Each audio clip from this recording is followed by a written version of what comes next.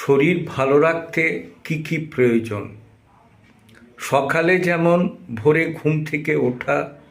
হালকা জল খাওয়া, খানিকক্ষণ ঘুরতে যাওয়া, ফিরে এসে হালকা টিফিন করা, সঠিক সময়ে স্নান এবং ব্রেকফাস্ট, দুপুরের খাওয়াতে সঠিক মাত্রায় কার্বোহাইড্রেট, প্রোটিন, ফ্যাট থাকা, ধীরে সুস্থিরে খাওয়া, যদি সুযোগ থাকে 5 থেকে 10 মিনিট একটু রেস্ট নেওয়া, বিকালের দিকে হালকা টিফিন করা, রাত্রের দিকে 9টা 9:30টার ভেতরে আপনার শরীর অনুযায়ী বুঝে খেয়ে নিয়ে বিশ্রাম করা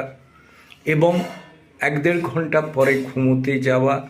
রাত্রিরে শোবার আগে আরেক গ্লাস যদি সুযোগ হয় হালকা গরম জল খাওয়া। দুশ্চিন্তা মাথায় না রাখার জন্য